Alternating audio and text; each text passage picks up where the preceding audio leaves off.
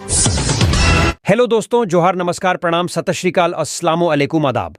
कैसे हैं आप सब? उम्मीद है आप लोग अच्छे होंगे। आज है 20 नवंबर 2024, दिन बुधवार, बांग्ला चार आघन, और आज हम हर रोज की तरह फिर से हाजिर हैं झारखंड के तमाम छोटी बड़ी खबरों के साथ। इससे पहले अभी तक आपने B2B news Jharkhand news channel को सब्सक्राइब नहीं किया है तो सब्सक्राइब कर दीजिए, ताकि झारखंड में होने वाली तमाम छोटी बड़ी खबरों से खुद को अपडेट रहें और जानकारी से अवगत हो सकें।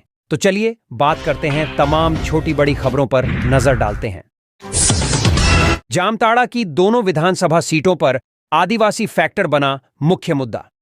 जामताड़ा जिले के दोनों विधानसभा सीट नाला और जामताड़ा बदलते राजनीतिक परिदृश्य में मंगलवार को पूरी तरह आदिवासी फैक्टर वाली सीट बनकर रह गई है। जामताड़ा विधानसभा में कांग्रेस और भाजपा के बीच आमने सामने की जंग है। एक तरफ भाजपा के हिंदू मतदाता तो दूसरी तरफ कांग्रेस के अल्पसंख्यक मतदाता, दोनों ही अपने अपने वोट बैंक को लेकर इतरा रहे हैं।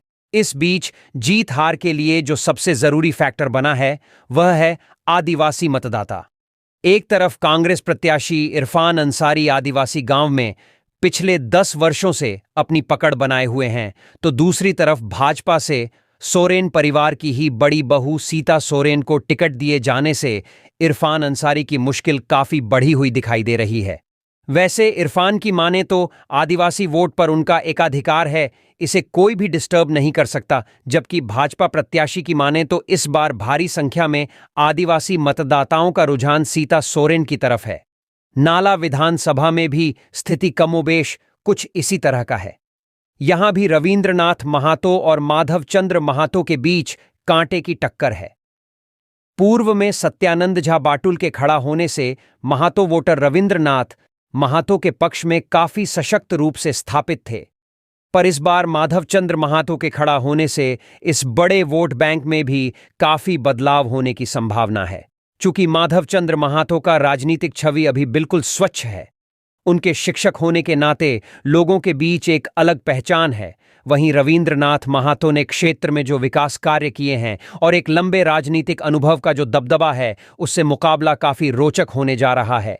दूसरी तरफ आदिवासी मतदाताओं, खासकर पढ़े लिखे युवा वर्ग का सोच है कि यह आखिरी मौका है जब किसी आदिवासी महिला को भाजपा ने जामताड़ा में मौका दिया है, इसलिए वह इस मौके को हाथ से नहीं जाने देना चाहते हैं। उनका मानना है कि अगर सीता सोरेन इस बार नहीं जीतती है तो फिर यह सीट आदिवासी के हाथ से हमेशा के लिए निकल जाएगा। इस तरह के सोच और चर्चा भी आदिवासी मताधिकार को बहुत ही प्रभावित करते दिखाई दे रहे हैं। मतदान शुरू होने में अब 2 घंटे से भी बहुत कम समय बाकी रह गया है। आज सभी प्रत्याशियों का भाग्य ईवीएम में कैद हो जाएगा। दिलचस्प होगा 23 नवंबर, जब मत पेटियां खुलेंगी, ईवीएम मशीन से गिनतियां आरंभ होंगी और धड़कनें बढ़ती घटती रहेगी। सुबह 7 बजे से 38 सीटों पर शुरू होगा मतदान। हेमंत बाबूलाल, कई दिग्गज नेताओं की प्रतिष्ठा दांव पर। 38 विधानसभा सीटों पर होगा मतदान। राजमहल, बोरियो, बरहेट, लिट्टीपाड़ा, पाकुड़, महेशपुर, शिकारीपाड़ा, नाला, जामताड़ा, दुमका, जामा जरमुंडी, मधुपुर, सारठ, देवघर, पोड़ैयाहाट, गोड्डा, महगामा, रामगढ़, मांडू, धनवार, बगोदर, जमुआ, गांडेय, गिरिडीह, डुमरी, गोमिया, बेरमो, बोकारो, चंदनकियारी, सिंदरी, निरसा, धनबाद, झरिया, टुंडी, बाघमारा, सिल्ली और खिजरी। मतदान की तैयारियां पूरी। आज 20 नवंबर को मतदान सुबह 7 बजे से शाम 4 बजे तक होगा। हालांकि कुछ बूथों पर समय में बदलाव किया गया है, जैसे कि 31 बूथों पर मतदान सुबह 7 बजे से शाम 4 बजे तक ही किया जाएगा। मतदान केंद्रों पर सुरक्षा के कड़े इंतजाम किए गए हैं और पोलिंग पार्टियां बीते कल 19 नवंबर को अपने अपने मतदान केंद्रों के लिए पहुंच चुके हैं। धनबाद में ईवीएम सेंटर में चुनाव ड्यूटी पर तैनात कर्मी की मौत। धनबाद जिले के निरसा विधानसभा क्षेत्र के पॉलिटेक्निक स्थित ईवीएम सेंटर में मंगलवार को एक मतदान कर्मी की मौत हो गई। मृतक कर्मी की पहचान कार्तिक घोष, 56 वर्ष के रूप में हुई है। जानकारी के अनुसार कार्तिक घोष मतदान सामग्री कागजात तैयार करने के लिए निरसा पॉलिटेक्निक स्थित डिस्पैच सेंटर पहुंचे थे, जहां अचानक उनकी तबीयत बिगड़ गई। उन्हें बेचैनी महसूस हुई और वह बेहोश होकर गिर पड़े। तत्कालीन मेडिकल टीम ने उनका प्राथमिक उपचार किया और फिर उन्हें 108 एम्बुलेंस से धनबाद के SNMMCH अस्पताल भेजा गया। अस्पताल पहुंचने पर चिकित्सकों ने उन्हें मृत घोषित कर दिया। सूत्रों के अनुसार कार्तिक घोष को पहले से ही दिल की बीमारी थी और मौत का कारण दिल का दौरा पड़ना बताया जा रहा है। वह चासनाला सेल में कार्यरत थे और चुनाव सामग्री तैयार करवा रहे थे जब उन्हें छाती में तेज दर्द हुआ। चिकित्सा कर्मियों द्वारा उन्हें गंभीर स्थिति में अस्पताल भेजा गया था, लेकिन रास्ते में ही उनकी मौत हो गई। आपराधिक रवैया अपना रहे हैं कांग्रेस प्रत्याशी, एसपी से मांगी अतिरिक्त सुरक्षा, सीता सोरेन, जामताड़ा।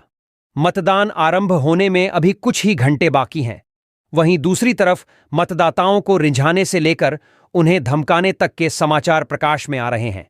मंगलवार देर शाम को अपने आवासीय कार्यालय में एक प्रेस वार्ता का आयोजन कर भाजपा प्रत्याशी सीता सोरेन ने कांग्रेस प्रत्याशी इरफान अंसारी पर आपराधिक प्रवृत्ति अपने का आरोप लगाते हुए जिला पुलिस प्रशासन से अतिरिक्त सुरक्षा की मांग की है। सीता सोरेन ने बताया कि अभी कुछ देर पहले ही इरफान अंसारी का सोशल मीडिया पर जो बयान आया है, उससे उनके अंदर जो भय है वह साफ दिखाई दे रहा है, जिस कारण वह लगातार यहां के बहू बेटियों की बेइज्जती करते जा रहे हैं। उन्होंने कहा कि जिस तरह से इरफान ने चुनाव जीतने के लिए षड्यंत्रकारी रवैया अपनाया है, उससे उन्हें हमदर्दी के बजाय घृणा मिलने वाली है। सीता सोरेन ने कहा कि उन्माद फैलाना, षड्यंत्र करना और गलत तरीके से किसी को फंसाना हमारा आचरण नहीं है। ना तो भाजपा ऐसा करती है, ना हम करते हैं और ना हमारे कार्यकर्ता। लेकिन उसके बावजूद भी इरफान अंसारी भाजपा पर और मेरे ऊपर तरह तरह का आरोप लगाकर लोगों के बीच पार्टी को बदनाम करने का प्रयास कर रहे हैं। उन्होंने कहा कि इंडिया गठबंधन के सभी नेताओं के पास बेशुमार काला धन है, जिसमें इरफान अंसारी भी शामिल हैं।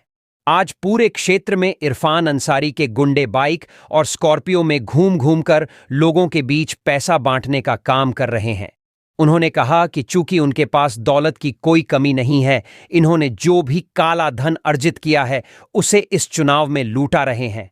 कहा कि बीते कई दिनों से कुछ असामाजिक तत्व टाइप के लोग कार्यालय परिसर में आकर बेवजह का हंगामा खड़ा करवा रहे हैं, जिससे मुझे भी भय होने लगा है। यही कारण है कि हमने पुलिस अधीक्षक से वार्ता कर अतिरिक्त सुरक्षा देने की मांग की है। सीता सोरेन ने प्रशासन पर भी आरोप लगाया कि आज जिला प्रशासन इरफान अंसारी का साथ दे रहा है, जिसके चलते हमें यहां हर तरह से परेशान करने का प्रयास किया जा रहा है।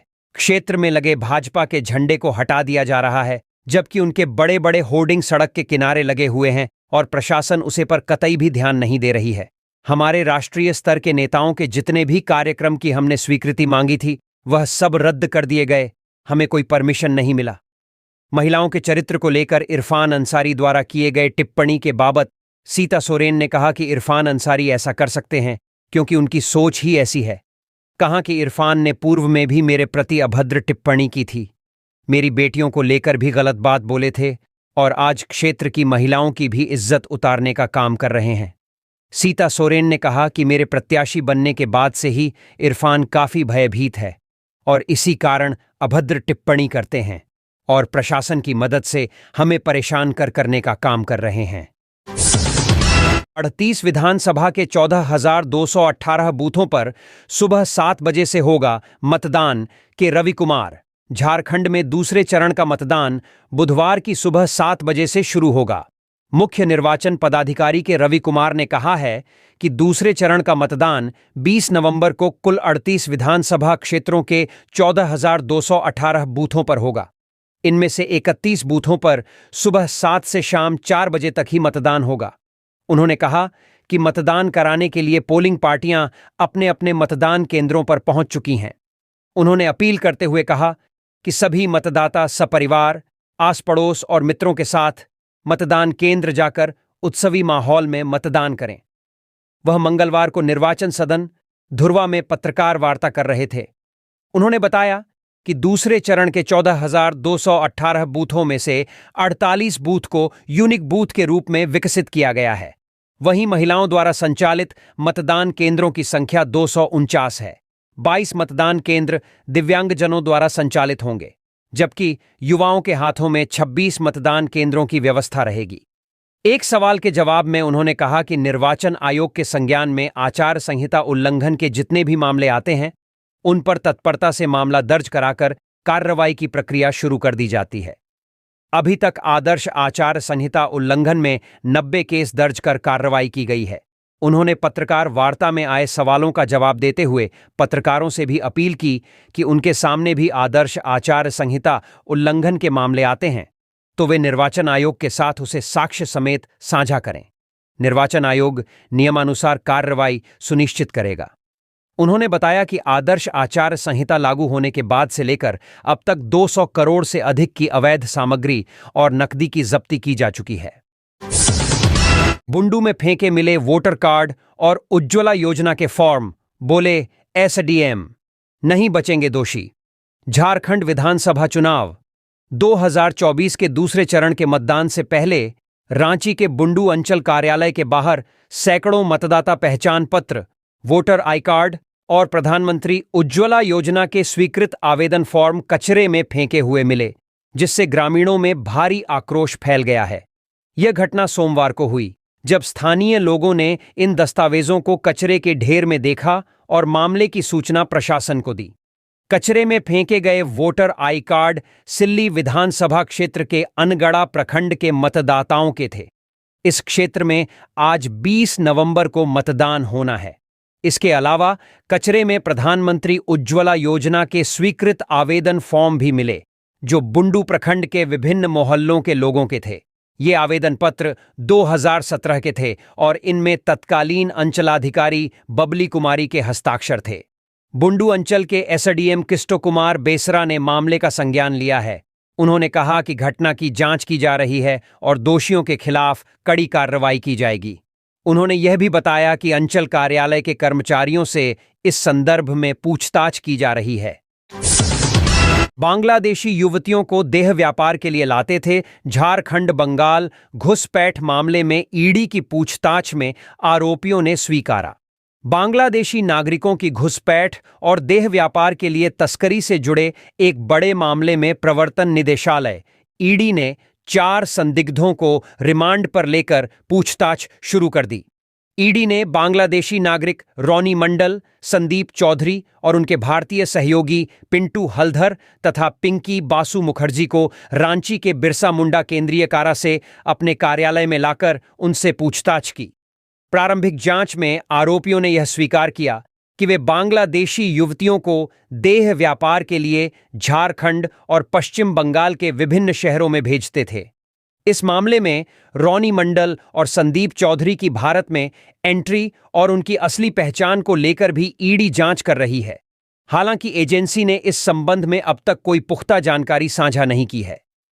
अल्ताफ व मनीषा राय एजेंसी के समक्ष नहीं हुए उपस्थित इस मामले में फरार आरोपी मनीषा राय के करीबी सहयोगी अल्ताफ और रांची में बांग्लादेशी युवतियों के जमानतदारों को भी ईडी ने समन भेजा था, लेकिन सोमवार को वे एजेंसी के समक्ष पेश नहीं हुए। इसके बाद ईडी ने इन सभी को फिर से समन भेजने का फैसला लिया है। जांच के दौरान यह भी सामने आया कि मनीषा राय और अल्ताफ के बीच फोन पर सैकड़ों बार बातचीत हुई थी और मनीषा बांग्लादेश से युवतियों के लिए फर्जी दस्तावेज तैयार करती थी, जिसके बाद उन्हें भारत भेजा जाता था। ईडी ने रांची में पकड़ी गई बांग्लादेशी युवतियों के जमानतदारों को भी समन भेजा है। साथ ही रांची के एक होटल संचालक शैलेंद्र से भी पूछताछ की जाएगी, क्योंकि युवतियों को यहां लाकर रखा गया था। इस मामले में अब तक कई लोगों को संदिग्ध के रूप में चिन्हित किया गया है और जांच जारी है। रांची के मोरहाबादी में देर रात दिल दहलाने वाला हादसा, कार सवार 4 लोगों की हालत गंभीर।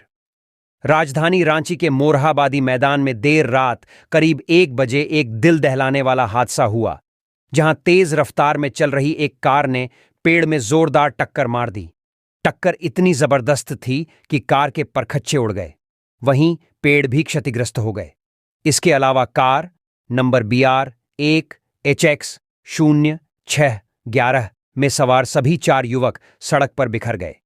वाहन कोषांग के कर्मियों ने दिखाई तत्परता। हादसे के वक्त गनीमत यह रही कि मोरहाबादी मैदान में चुनाव को लेकर वाहनों की तैनाती की गई थी और वहां वाहन कोषांग के कर्मी भी मौजूद थे। इन कर्मियों ने तुरंत मोरहाबादी थाना के टीओपी के सब इंस्पेक्टर विकास कुमार को फोन कर हादसे की सूचना दी। इसके बाद पुलिस, पीसीआर और एम्बुलेंस मौके पर पहुंची और सभी घायलों को अस्पताल पहुंचाया। घायलों में से 2 की हालत बेहद गंभीर बताई जा रही है। हादसे के समय पास में ही सो रहे बस ड्राइवरों ने बताया कि कार की रफ्तार बहुत तेज थी, जिसके कारण वह पेड़ से टकराई। हादसा इतना जोरदार था कि पेड़ भी टूट गया। पुलिस ने इस हादसे की जांच शुरू कर दी है। मोरहाबादी टीओपी के सब इंस्पेक्टर विकास कुमार ने बताया कि सभी घायलों को इलाज के लिए अस्पताल भेज दिया गया है और फिलहाल उनकी हालत पर नजर रखी जा रही है। रोड पर बिखरे पड़े थे नोटों के बंडल, राहगीरों की पड़ी नजर और फिर सरायकेला आदित्यपुर में एक दिलचस्प घटना सामने आई, जहां सड़क पर गिरे हुए 3,05,000 रुपये के बंडल वार्ड पार्षद और ईमानदार राहगीरों की मदद से पुलिस को सौंप दिए गए हैं।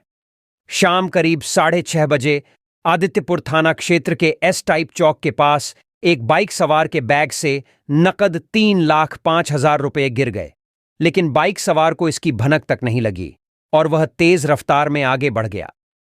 सबसे पहले 2 बाइकर ने देखे नोटों के बंडल। इस घटना के दौरान बाइक सवार के पीछे 2 अन्य बाइक सवार भी मौजूद थे, जिन्होंने गिरते हुए पैसे देखे और तुरंत उस पर ध्यान दिया। इन दोनों ने बिना किसी संकोच के अपनी ईमानदारी दिखाई। सूचना मिलने पर तत्काल स्थानीय वार्ड पार्षद सुधीर कुमार मौके पर पहुंचे और पुलिस को सूचित किया। पुलिस ने घटनास्थल पर पहुंचकर जांच की और पाया कि सड़क पर 3.5 लाख रुपये गिरे पड़े थे। गिरे हुए पैसे स्थानीय टाटा पावर कंपनी के कर्मचारी अनंग कर्मकार और रेड एफएम के रेडियो जॉकी अभय को मिले थे।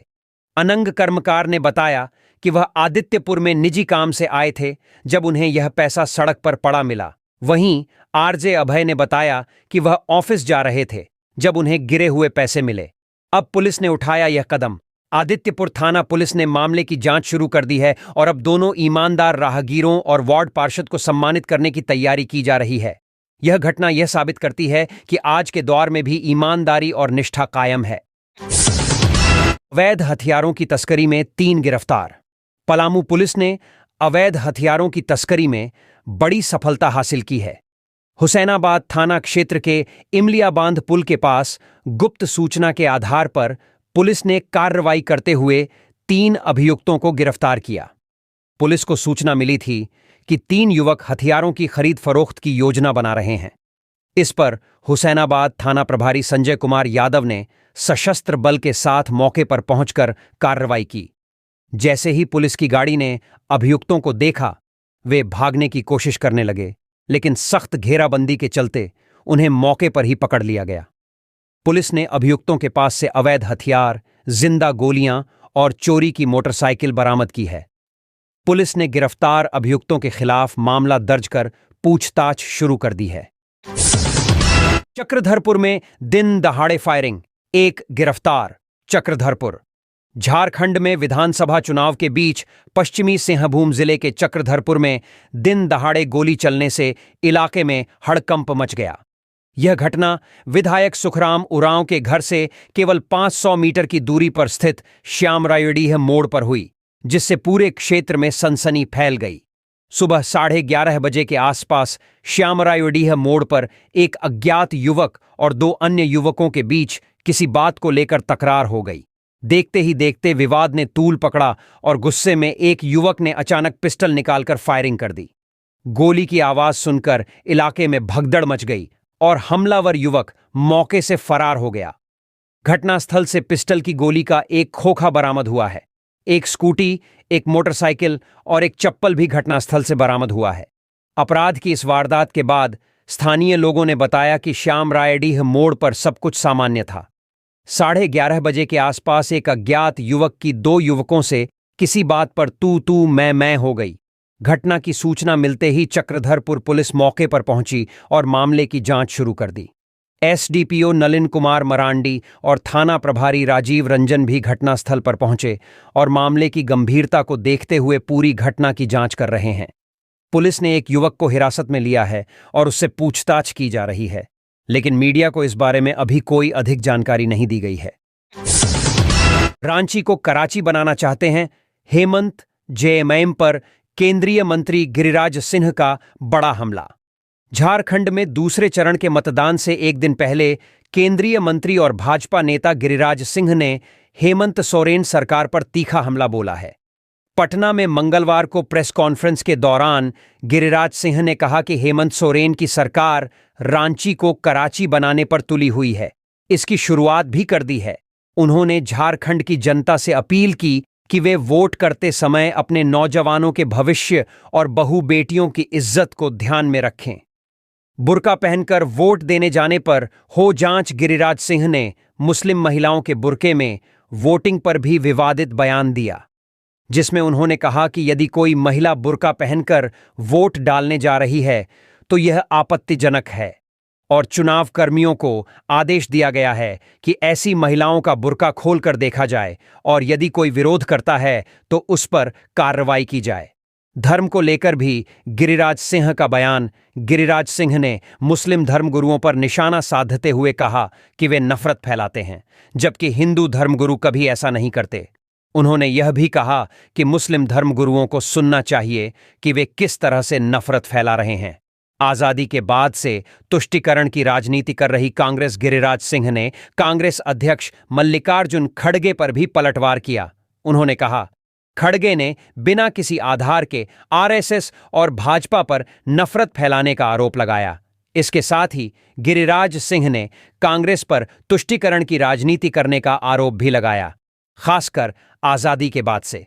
धर्मांतरण पर क्यों नहीं खुलती तेजस्वी व कांग्रेसी नेताओं की जुबान? गिरिराज सिंह ने बिहार के बक्सर और पूर्वी चंपारण में धर्मांतरण के बढ़ते मामलों पर भी चिंता जताई। उन्होंने आरोप लगाया कि धर्मांतरण के प्रयास लगातार बढ़ रहे हैं, लेकिन इस पर तेजस्वी यादव और कांग्रेस नेताओं की जुबान नहीं खुलती। गिरिराज सिंह का यह बयान झारखंड में हो रहे चुनावों से ठीक पहले आया है, जिससे राज्य की राजनीति में हलचल मच गई है। धनसी धरती और समा गया घर, गैस रिसाव से सांस लेना भी हुआ दूभर। धनबाद। झारखंड के धनबाद जिले में भूधंसान का एक गंभीर मामला सामने आया है। मंगलवार की सुबह जोगता थाना क्षेत्र के 11 नंबर इलाके में अचानक जोरदार आवाज के साथ भूधंसान हुआ, जिसके कारण ब्रह्मदेव सिंह चौधरी नामक व्यक्ति के घर का आधा हिस्सा पूरी तरह से जमीन में समा गया। हालांकि इस घटना में किसी के हताहत होने की खबर नहीं है, लेकिन भूधंसान के कारण गैस का रिसाव हो रहा है, जिससे आसपास के लोग सांस लेने में मुश्किलें महसूस कर रहे हैं। यह घटना उस क्षेत्र में हुई है जो आग से प्रभावित है और यहां पर नियमित रूप से भूधंसान की घटनाएं होती रहती हैं। धनबाद में यह घटना एक बार फिर उन खतरनाक भूगर्भीय परिवर्तनों और स्थानीय प्रबंधन की लापरवाही को उजागर करती है, जो जान माल के नुकसान का कारण बन सकते हैं। 21 महीने बाद जेल से बाहर आएंगे निलंबित chief engineer Virendra Ram, supreme court से मिली जमानत। झारखंड के ग्रामीण विकास विभाग के निलंबित चीफ इंजीनियर वीरेंद्र राम को सुप्रीम कोर्ट से बड़ी राहत मिली है। लगभग 21 महीनों से जेल में बंद वीरेंद्र राम की जमानत याचिका को सुप्रीम कोर्ट ने स्वीकार कर लिया है और उन्हें बेल पर रिहा कर दिया गया है।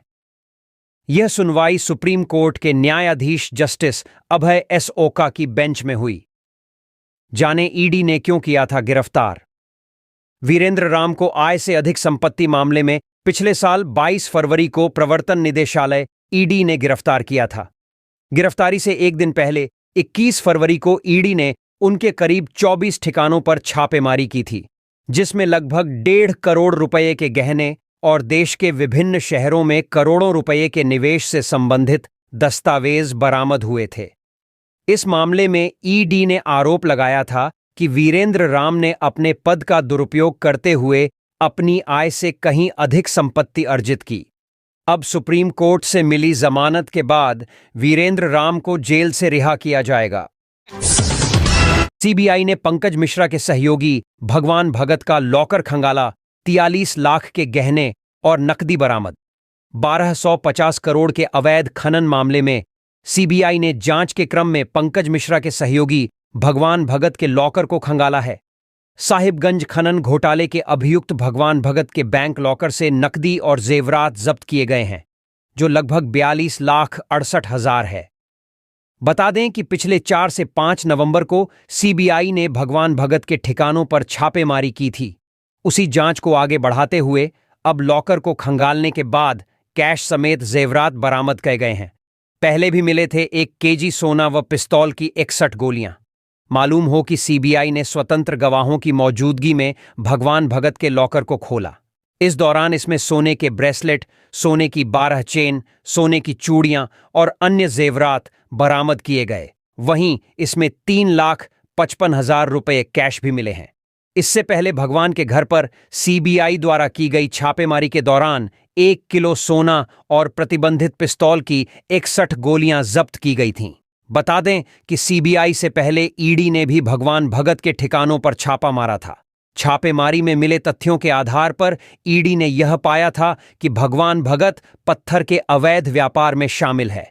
उसके पास पत्थर खदान का लीज है, लेकिन उसने लीज क्षेत्र से बाहर जाकर 11 एकड़ 61 डिसमिल क्षेत्रफल में अवैध खनन किया था। पंकज मिश्रा के साथ भी उसके मधुर और व्यापारिक संबंध है। उसके बैंक खातों की जांच में पता चला था कि उसने पंकज के खाते में 4 करोड़ 87 लाख रुपए ट्रांसफर किए थे। राजद नेता राजेश यादव का निधन लालू यादव के थे बेहद करीबी। झारखंड में वरिष्ठ राजद नेता राजेश यादव का निधन हो गया। उन्होंने देर रात रांची के सेवा सदन अस्पताल में अंतिम सांस ली। उनके निधन की खबर से पार्टी में शोक की लहर दौड़ गई है। राजेश यादव, जो कि बिहार के पूर्व मुख्यमंत्री लालू प्रसाद यादव के करीबी सहयोगी माने जाते थे, उनका निधन हार्ट अटैक के कारण हुआ। पिछले साल ही बेटे विशु विशाल का हो गया था निधन। इस दुखद घटना से कुछ ही समय पहले राजेश यादव ने अपने बेटे विशु विशाल को खो दिया था, जिनका निधन पिछले साल हुआ था। उनके निधन से राजद और उनके समर्थकों में गहरी शोक संतप्त भावना है।